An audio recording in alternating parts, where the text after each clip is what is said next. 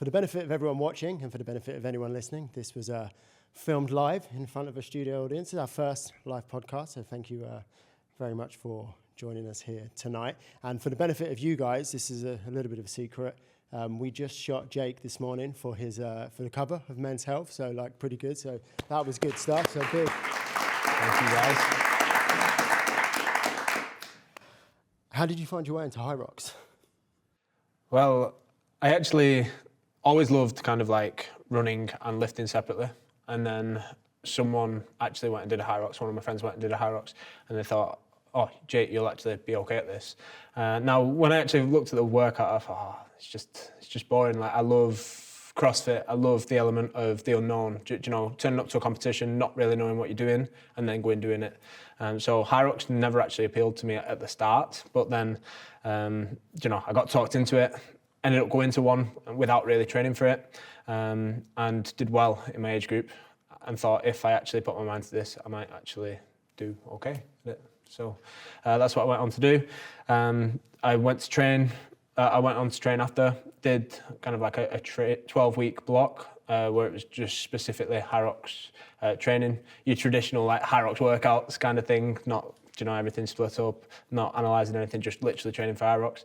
And then I came back and then I got the world record for my age group in the open category. And at the time I was under 24, so that's what it was. And I think it was 57 minutes and 13 seconds. Oh no, 57 minutes and 9 seconds I think it was.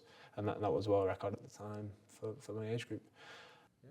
How has your training evolved since then? It's safe to say you're quite good at Hyrox. Reasonably good Hyrox guy, I would say, yeah.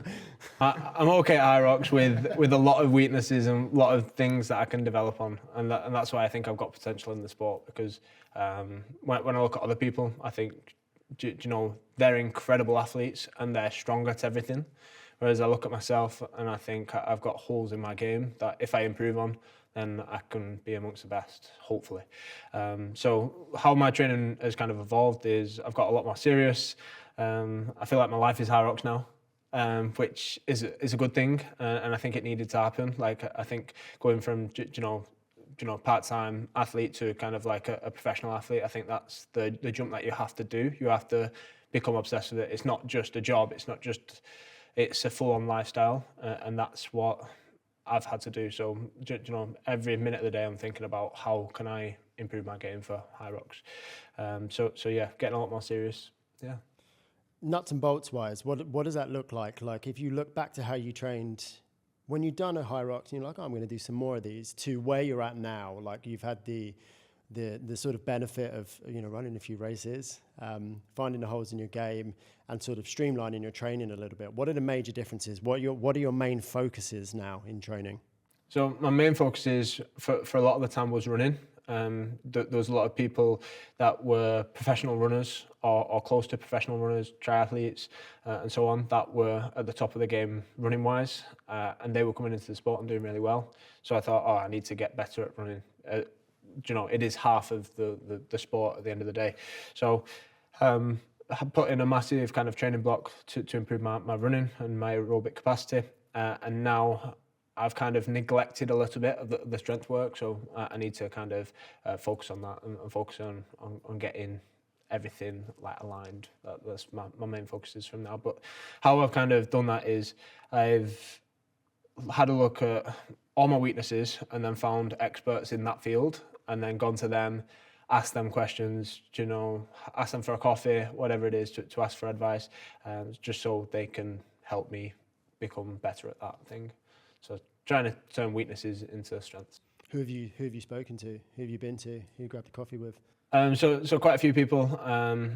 I did it kind of locally first, so it was kind of like just kind of like strength coaches, movement coaches, like the best physios that I know at first, and then running coaches, and then now I've had the luxury to speak to more pro athletes. So recently I got the luxury of spending a little bit of time with Tom Evans, one of the best ultra runners in the world, and grabbed a couple of tips on him on how to kind of prepare for an event as best to prepare for an event as possible. So it was all about like what you do that month prior and how that affects your race. So that was like a recent thing that I did. What are sort of some of the biggest takeaways you've had from people like Tom? What are the main things that have, like, you know, big penny drop moments that have really influenced your training? I think it's looking at the eliteness of these people and seeing how, if I thought I was giving everything, I definitely wasn't compared to these people. Like these people are just so much more advanced, or they've spent so much time, like much more time than me doing things.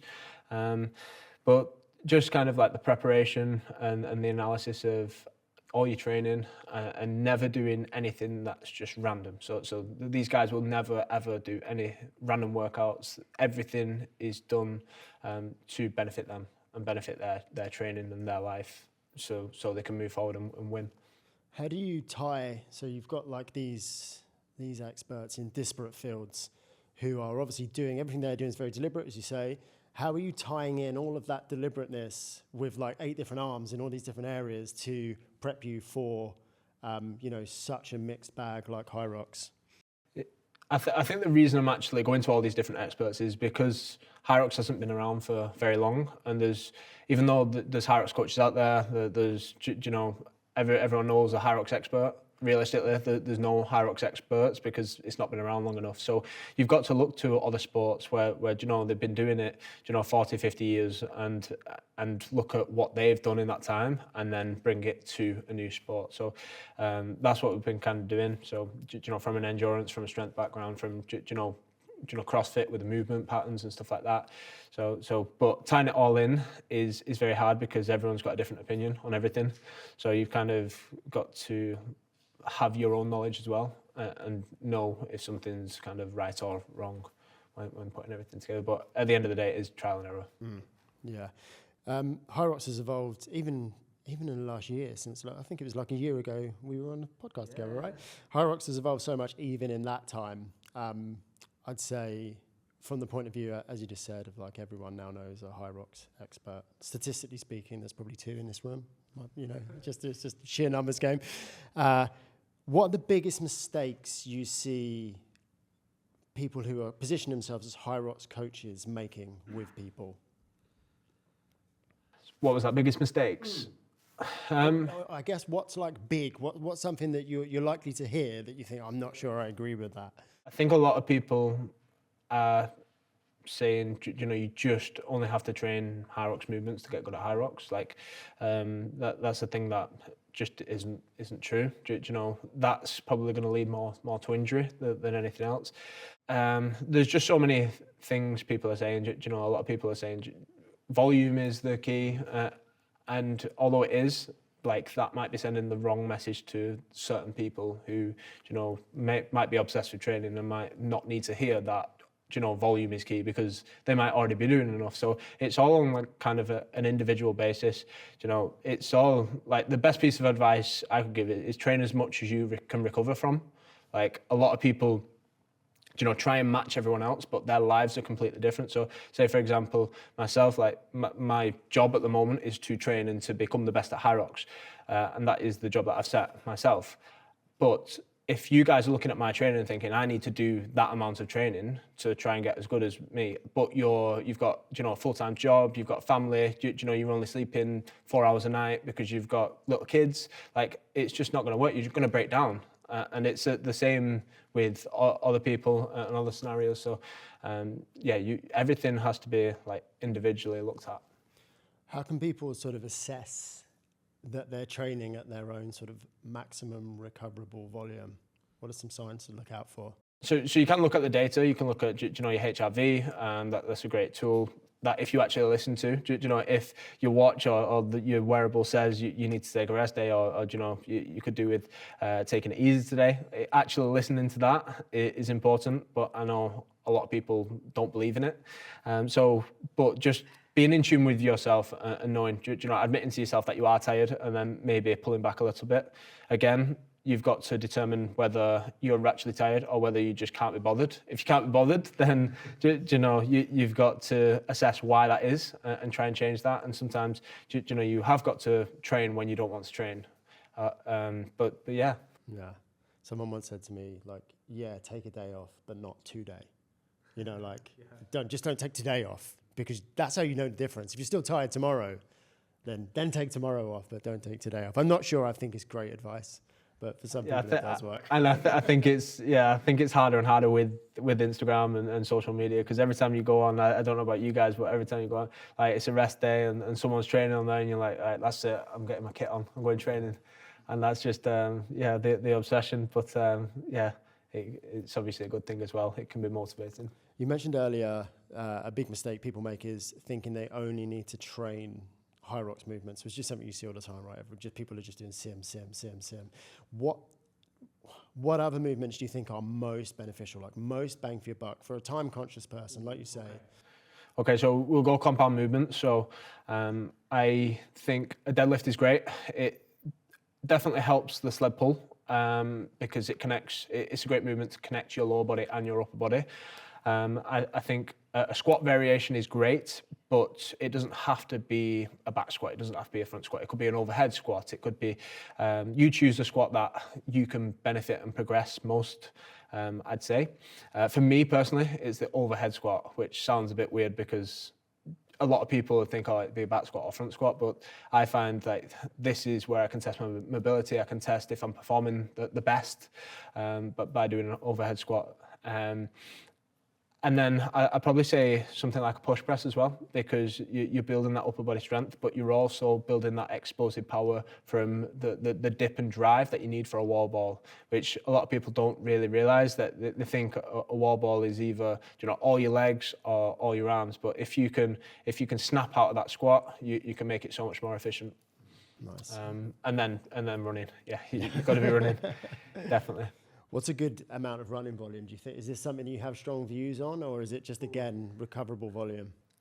Again, I'd say as much as you can recover from, and it depends how efficient your running stride is and running pattern. Like, if you're a very inefficient runner, then you might not be able to do as much running because it might be more taxing on your joints and so on. But personally, I like to run anywhere between kind of 70 and 100 kilometers per week. I know some people run less than that and are absolutely fine, and some people run a lot more than that as well. So it's an individual basis again. It's how much you can recover from. I'd probably definitely take at least one full day off a week though.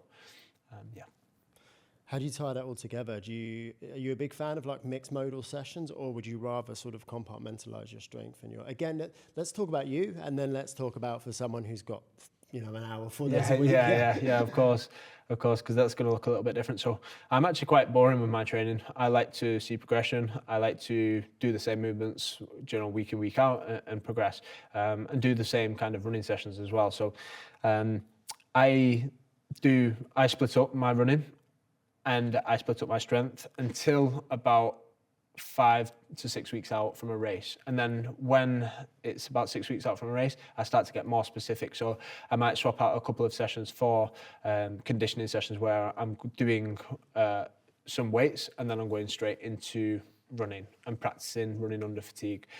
And that just gets my body prepared. But I think working on your running separately and getting good at running is going to be much more beneficial than trying to do everything fatigued all the time. Is there a difference, do you think, between how athletes coming from a strength background and athletes coming from an endurance background should approach training, or is that just it seems an obvious question, right? If you come from strength, you focus on your endurance, but do you think there's an argument for like leaning into your strength? Yeah, I think you should definitely lean into your strength, but always how I'd look at it and how I'd look at a race, a Hyrox race, is look at the station. So say if you're a strength athlete and you're amazing at the sled push, like look at your sled push and the running time after as one exercise. So always look at the exercise and the run as one exercise. So it could be the ski and the run, it could be the burpees and the run, it could be the wall balls the run and the wall balls. But always look at them separate together, because then you can see where your actual weakness is, because you might be really, really good at the sled push, but then your running time after might drop off a cliff and it might be awful. So if we can kind of focus on that as well. And then to answer your question, you're right. If you are a stronger athlete and you're not very good at running, you need to get better at running. You need to up your game. So you can lean into your strengths, but also work on your weaknesses. You can't neglect anything.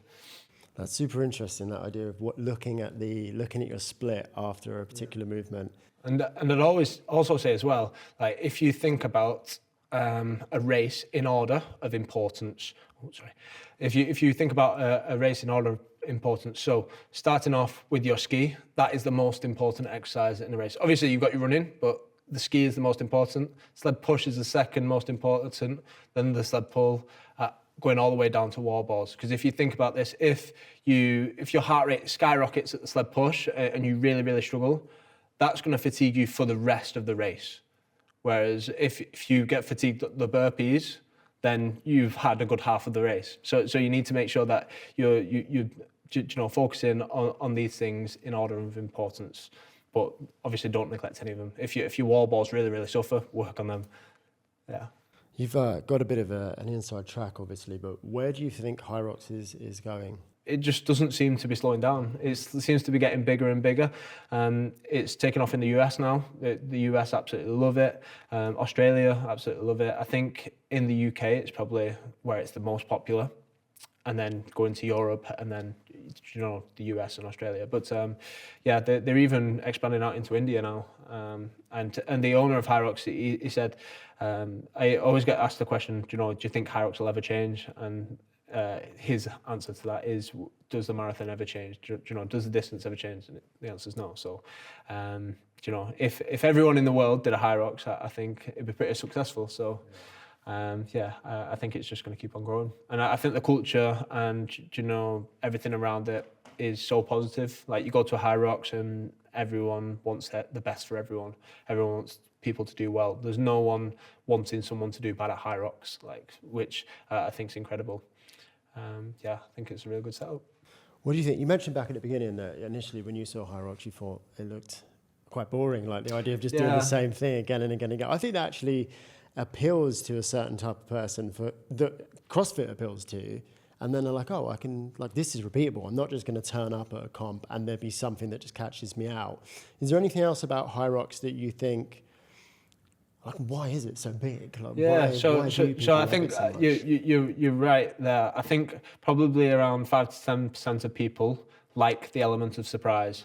The other 95% of people do not want to be embarrassed at all. So they don't want to... That's the key, isn't it? Yeah. No one wants to be embarrassed. No one wants to be embarrassed. They want something to train for. They want to know exactly what they're doing. And Hyrox has controlled that perfectly. So it's indoors, all the factors they've managed. It's the exact same every time. They're making the courses easier and they're making it inclusive for everyone. So I think that's a great one.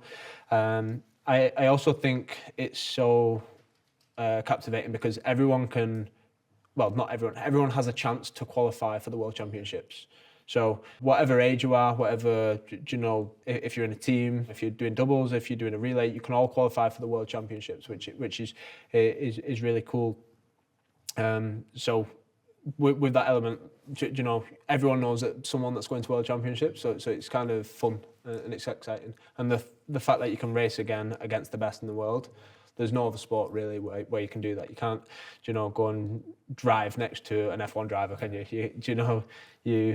But you can race against the best in the world. Yeah, so I guess the closest we've ever had is the CrossFit Open, right? Where you can see where you're at on the leaderboard, but the fact is you can go out, you're running the same race, you're on the same stage. All you guys could race if you all want to come to Bilbao this weekend and race with me, then we can all race in the same heat. It's pretty cool. What's your optimal race day strategy? Oh, okay. So it probably starts the day before. So first of all, carbing up. I'm a big fan of carbing up. Some people feel sluggish. So it's person dependent.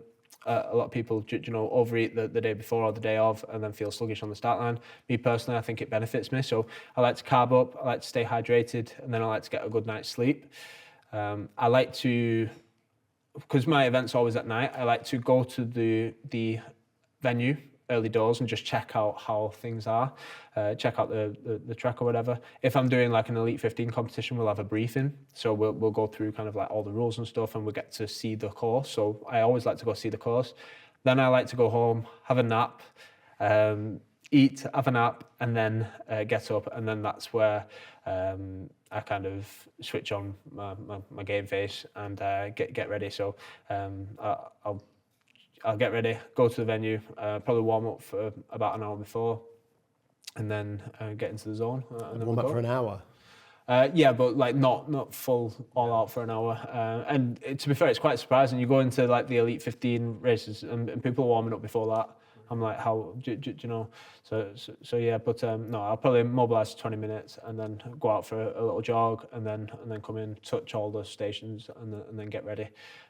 Yeah, with the Elite 15 races, there's quite a bit of messing around beforehand. There's a ceremony and stuff like that. So yeah. What's always in your bag on race day? Ooh, in my bag. Always water. Always, it sounds sad, a protein shake for afterwards. Like, Just no on one's it, thinking just about that, but absolutely yeah, something straight after, because I'm always already thinking about the next race. So I'm thinking, if I can, get an advantage on recovery, then I'm going to do it. So always water, always a protein shake, and then just like a spare kit to get changed in to after. Normally I like to have a shower and then we'll go out and celebrate. And I choose, like, every race is kind of like a celebration of all your hard work and training. So I always like to go out afterwards and celebrate. My celebration is probably a bit different from yours. Like, a lot of people, like, they'll go out, they'll have drinks and stuff like that. Mine's just going out for a nice meal. But yeah, always struggled to sleep that night. So yeah. Any supplements you take beforehand? What do you do pre-workout wise or anything like that? So supplements, pre-workout. I'm a big fan of caffeine. I love caffeine. If training, only before midday, just because it affects your sleep. If it's competition, it doesn't matter. Like, competition comes first. I take creatine daily, so I love creatine. That doesn't change when it's competition. I'm a big fan of electrolytes, so I just stay hydrated. I like to stay hydrated. And then I'd probably say I've been testing out bicarb recently. So bicarbonate soda. There's various brands that have started creating a gel now that it sits in, so it bypasses the stomach. And that's meant to be a lactate buffer. So lactic acid is built up within your system when you're training hard and when your muscles go anaerobic. And bicarb kind of neutralizes that, and it brings down your pH levels. So I've been trying that at the moment, and I think there's a benefit. I can't really tell much. It might just be a placebo. Yeah, it was really good research for bicarb, but the dosage is so high. It's like 28 grams minimum dosage, which, if you've ever seen bicarbonate soda, is like 3 tablespoons. Yeah. And so it will buffer your lactic acid, but what it will do to your guts is, so it's good that they've made a gel. Yeah. That's good. It was never really very practical up until this point. Yeah. What's your favourite Hyrox location so far? I was actually chatting about this before. So I love the special events. So last year they did one in Berlin, which was on an abandoned airfield. They're doing that again this year at Tempelhof. New York is on the pier, so pier, I think 67. That's incredible. I think that's probably my favourite location, just because it was outdoors.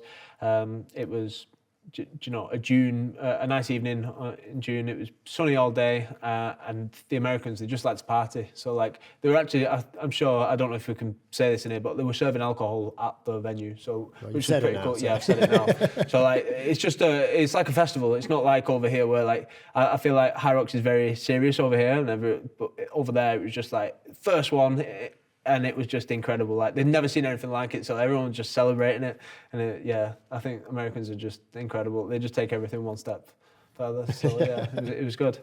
You just reminded me of something I wanted to ask you ages ago, actually, and I'd completely forgotten. So you just jogged my memory. When you raced, so you raced outside. There was some of Berlin was outside. Is that right? Yeah. And New York, obviously. Yeah. Do you have a headwind? No, not really. No, none of them. No. So luckily, none of them were windy, and there were different conditions though. So Berlin was a very fast course. I think it was highs of 8 degrees Celsius, whereas New York was 30 degrees Celsius. So they were actually spraying people with hoses as they were going around, just to try and cool people down. But it was really warm. Can you see Hyrox opening up to more, because like that's when you've got something that is, it makes its money on being so repeatable and so controllable. Can you see it opening up into more venues where you, because some marathons always marathon, but you've got very hilly marathons, and can you see Hyrox? Do you think there'll ever be a time, I think is what I'm trying to say, where there'll be like, no one's going to qualify at this race because that's a hard race? I think so. I think there'll be kind of like prestigious ones that where like they're just iconic, and they're just in locations that you're not going there for a fast time. You're just going there for the experience, which I think is great, because it takes the pressure off. Like when someone's so obsessed with trying to beat their time all the time, like you can just take in the atmosphere, which people struggle to do with fitness events. Even with marathons and stuff, fast marathons. Whereas if it is a hillier course, or it's a different venue, then you can take it in. So definitely, I definitely think so. They've actually done one before where it was in Miami, and the run was on the beach. Oh wow! So nice. I think all the times were about 10 minutes slower. I think. Yeah. I wish I'd done that one. Yeah, I was going to say, are there any that for you are those races where you're just going to go and you're not going to worry too much about your time? You're just going to take it in. Normally it's when competing with friends. I just like to take it in. I like to try my hardest for my friends, but I like to take it in at the same time. I just think this is amazing, and I don't think you can do that and perform at your ultimate best. Yeah. I think my race just blacks out. I don't know about you, but when you're racing that serious, I can't even remember my race. It's just like a blur. I think it's just adrenaline so high and everything. So it's good to take it in. What's the biggest mistake you think you've made in a race? Is there anything that haunts you? Well, when I slipped 2 discs in my back in a race, that was. Yeah, that definitely haunts me. Still hurting from that now, to be fair. Still got back issues from that. So definitely that. And that was just from neglecting my mobility, not looking after my body. Like before that, I was into a lot of ultramarathons, and I'd never let my body recover properly. So I was, running miles and miles and miles stupidly, and then doing fitness events for fun, and just not letting my body recover. So I think, just prioritising recovery is probably the main thing that is a regret. But then at the same time, it's hard to say no to amazing opportunities. Yeah. You're still banking like a huge amount of running volume, relative to the rest of us, each week. Do you have any aspirations to do any longer runs, any ultras? I know you were with Tom Evans recently. Has he talked you into anything long? Yes. I don't know. I think I love the element of doing ultramarathons, but I did the speed project last year, and that was an ultramarathon, but as a team of 6, and I love the camaraderie of that. I love the kind of team spirit, and it's incredible to be part of a team, and it makes you perform better as well. Like when you're just out in the middle of nowhere on your own, it's easy just to walk, but when you're running and there's a team of 6 of you and they're relying on your time and your pace to kind of determine how well they do as a team, like you're going to run no matter what. So yeah, I love the element of that. So I think there's more in the pipeline for that, but I need to do well at Hyrox first. You're focusing on that. Yeah. What's the big goal? Big goal, I need to qualify for the Elite 15 World Championships. So not currently qualified for that. So I hope to do that in Glasgow. That's the last major. If not, I'll be at last chance qualifiers. But that's kind of like the main aim, and then do my best there. At the moment, everyone's kind of 5 to 10 years older than me within the elite side of things. Like I'm 26, everyone's kind of like 30 plus that are doing really well at the top of the game. So I need to see this as like a bit of a process, not just I need to win this year and that's it. Like obviously that'd be beautiful and that'd be ideal. Yeah. That'd be ideal, but I know it's probably going to take a little bit longer than that. So I need to stay focused for longer. Why do you think it is that the guys that are out ahead of the pack are a bit older? Do you think it's just training time, just maturity? Maybe because it's probably a new sport. They probably adapted to it a little bit better because they've had more time to train, various things. Endurance events, a lot of endurance athletes do peak in their 30s. Hyrox is an endurance sport, so probably that. I want to open up the floor now to questions from you guys. If anyone has anything they'd like to ask Jake, now's the time. Come on, don't be shy. Don't be shy.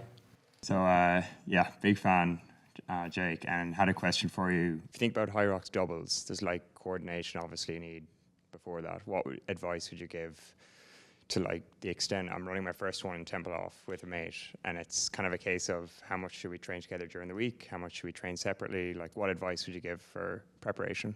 So I'd definitely say train at least once a week together. Like, if you can train once a week together and do kind of like your conditioning session together, you're going to get a good gauge of, you know, who's fitter at running, who's fitter at the stations, and so on. And you're going to practice them transitions within that session. I think that's a good start. But then being proactive or reactive to your results. So if you are the slower runner, then maybe you need to focus on your training program being more running, whereas your partner might need to work on the stations a little bit more. So just making sure that you are being reactive to your partner and making sure between you're filling those weaknesses. At the end of the day, you can only run as fast as your slowest runner. So you need to work on that, and you need to come up with a solution of how you can get the best possible time. Yes, Jake, Fenton here. So a bit of a less sport-specific one, but the Red Bull hat, right?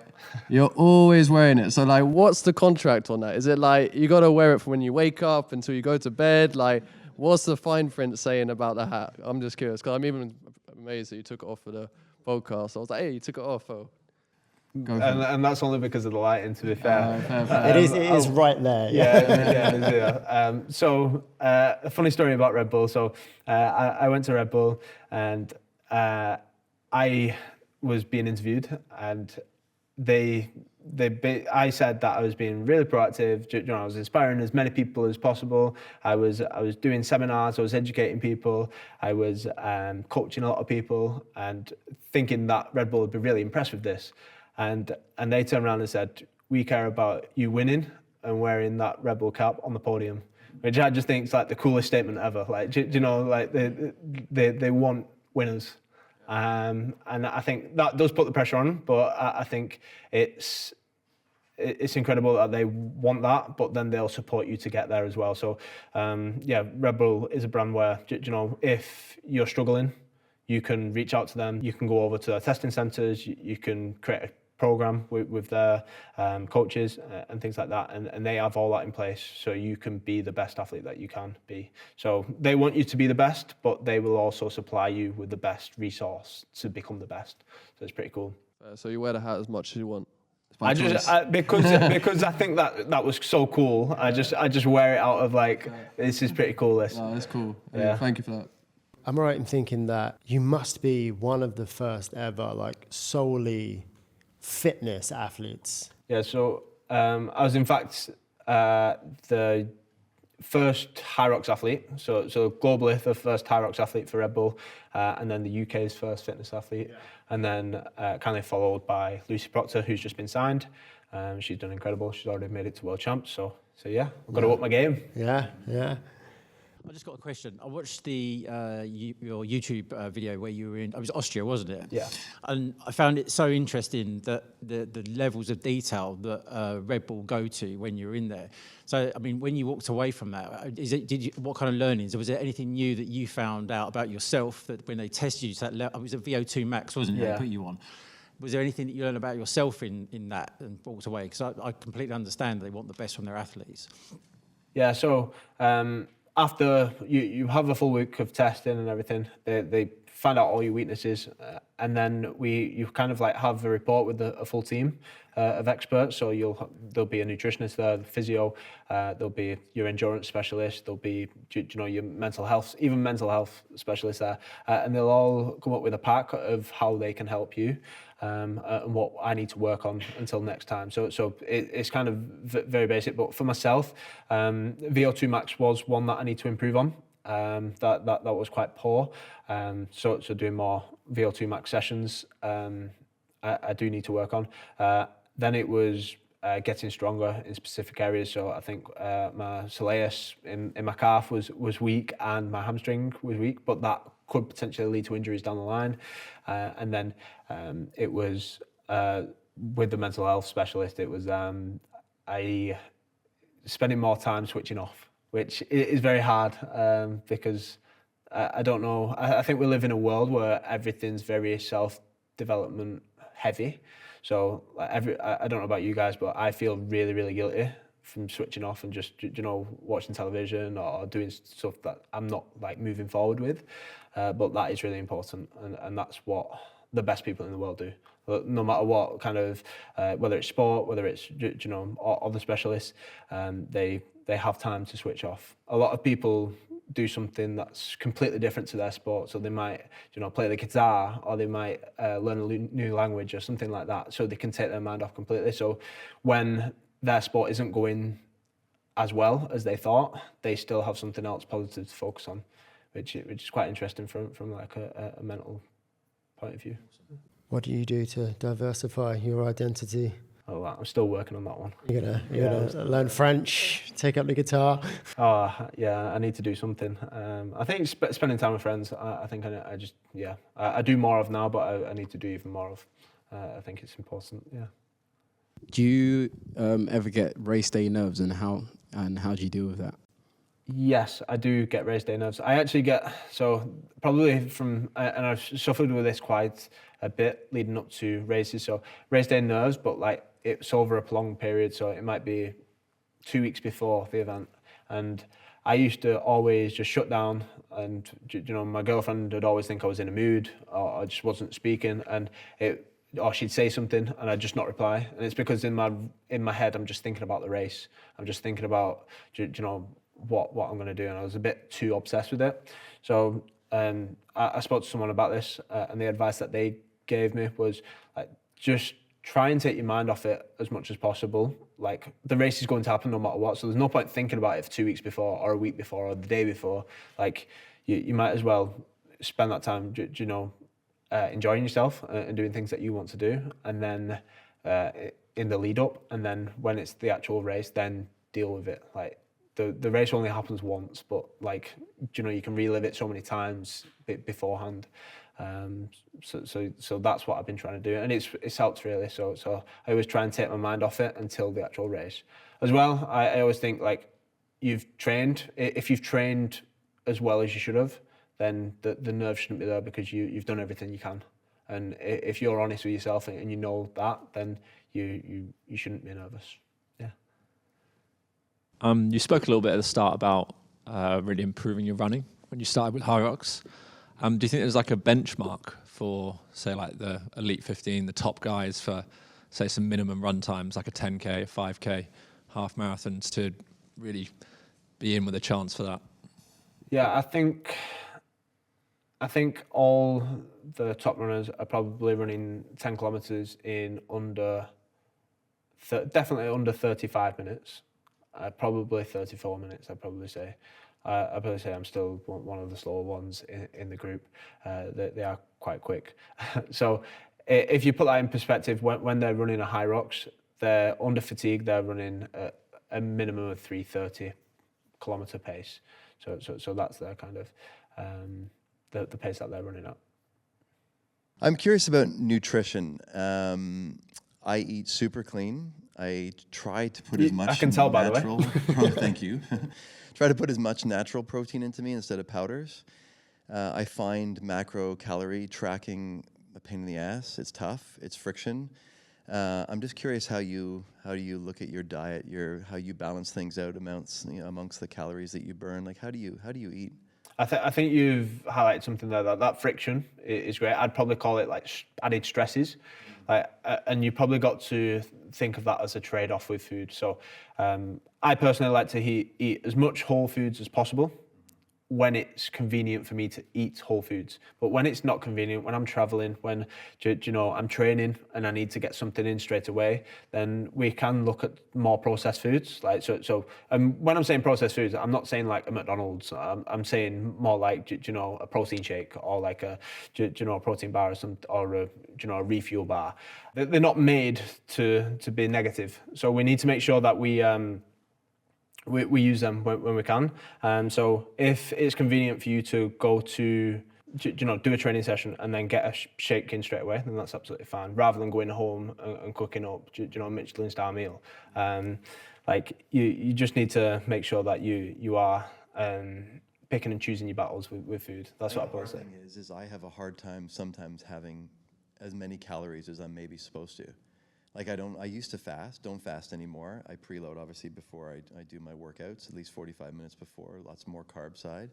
But I just feel like at the end of the day, and I don't calorie count anymore. I don't track it. I just eat really well. I eat really clean, but I still struggle to be like, how do I keep eating more or making sure I'm getting the right stuff in me, you know? Yeah, and I think if you're doing all right at the moment, then that might be enough, and we just keep on going.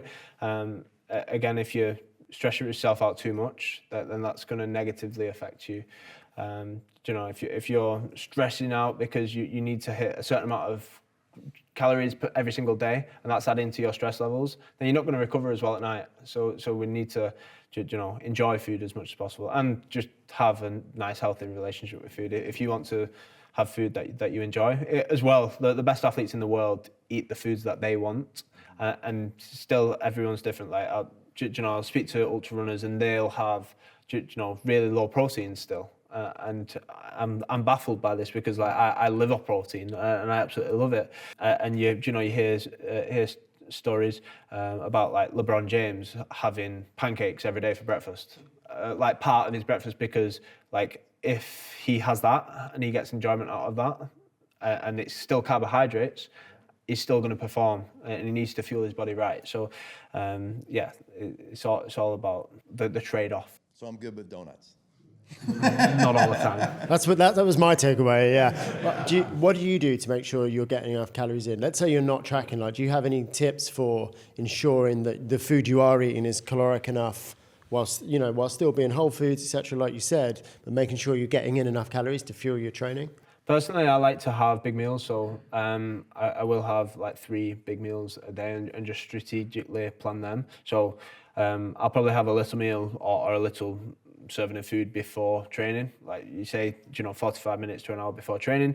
But then straight after training, I will have a big meal, and then that will refuel me for my next session. But yeah, just making sure that I'm roughly getting in enough calories, enough carbohydrates, and enough protein. That's what I aim for. And I, like when you say like how much, like on average probably about 4,000 calories per day. And then around 2 grams per kg of body weight for protein. What are your like go-to food sources for that? So what does a big meal look like? Big meal. I love it in the day, like chicken and rice, or if it's more convenient, like chicken wraps or something that I can wrap up and take on the go. I always try with my training as well, which I think's kind of a bit of a hack, especially that first session in a day. If you are training twice a day, is like keeping fueled up within that session. So having a carbohydrate drink and drinking that. Like we've all been taught that like liquid calories are the devil and everything like that. Like, but for performance, like they're the best. Like if you can, because they're the most easily digestible. You can be on the move and digest liquid calories. So like use that to your benefit, and then you don't have to worry all the time about trying to cram in calories because you're never really being depleted. So not donuts. Unless you blend, you could blend them, I guess. Yeah. Do you have any more questions, guys? So are you doing all the meal prepping, etc.? I do like to cook my own meals, to be fair. There is a meal prep company that I do use sometimes, but I've found the frozen ones the best because then I can pick and choose when I eat them.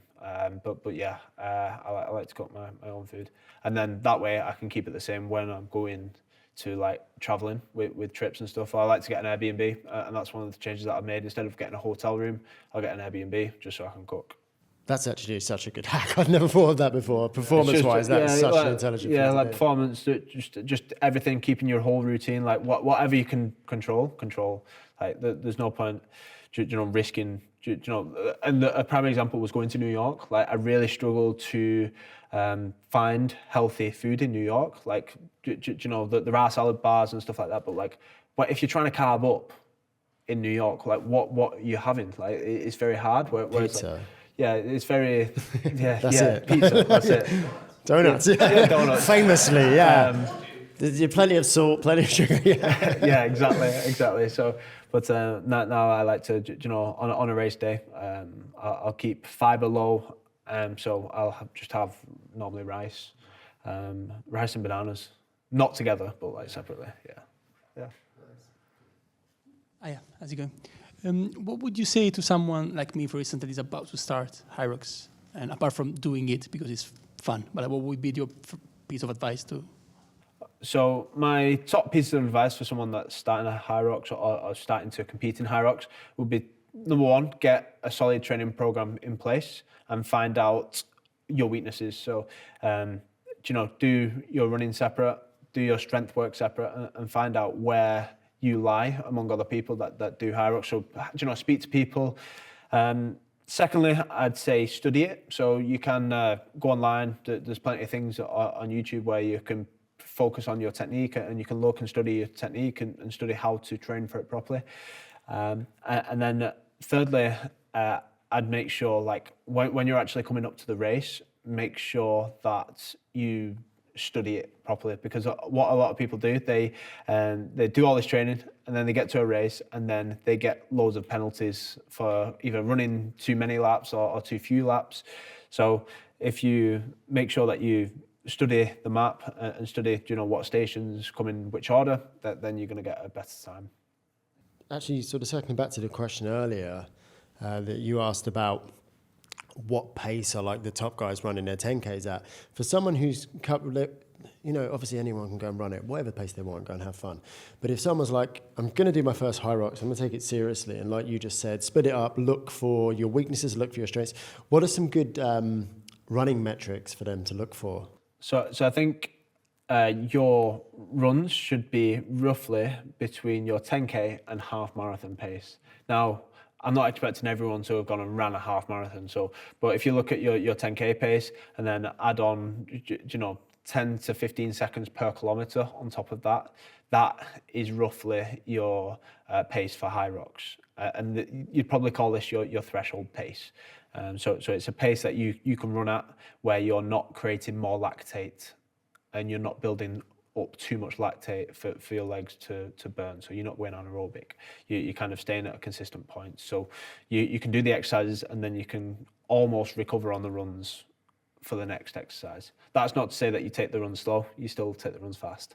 What are some good paces? Like you mentioned earlier, 35-minute, 34-minute 10Ks. For someone going into their first race and they want, you know, they're testing their time, they want to know roughly where they're at. What are some good benchmark 10Ks? Good benchmark 10Ks. I'd say if you're running sub-hour, it's great for you. If you've never done a 10K before, like a sub-hour is really good for a 10K. I think that should be kind of like the first aim. And then just gradually build down from that. But it's hard to say. When we go off kind of like Hyrox times, the average Hyrox time is 1 hour 32 minutes. So you can base your kind of, after you've done a Hyrox, you can base your results on that and see where you are, you know, compared to the rest of the people. So, yeah. Yeah. Any more questions, guys? Got a couple more over here. Okay. When racing in Hyrox, do you focus on heart rate or feel, or is it purely data-driven by knowing the splits you hit in training, etc.? I think when it comes to race day, it's always off feel, but you'll learn this over time with training experience and like looking at data within training. So you look at data all the time within training, and then it gets to the race day, and I actually take off my tracking devices because at the end of the day, it's indoors, so you can't look at your pace because it might be wrong. And if your heart rate is skyrocketed, like there's nothing you can really do. Like you're not going to pull back. So you're going to try your best and try your hardest. So what I like to do is when I'm actually in a race, I like to think about going 90% all the way. So you're never ever maxing out until you're at that wall ball station. That wall ball station, that's it. You're just holding on for dear life. You're trying to go for as long as possible, holding that wall ball. But apart from everything else is all 90%. So you're leaving kind of one rep in the tank. Also, with hanging out with the likes of Tom and other Red Bull athletes, elite athletes, what's the best advice you've been given? Ooh. Okay, so best piece of advice I've been given is sleep is more important than training. And that goes, like, that is honestly true. And it's the most boring hack you'll ever hear, but sleep is more important than training. With your running training, have you used a metronome, and would you recommend it? Yes, I have, and I feel like I don't stop speaking about this metronome.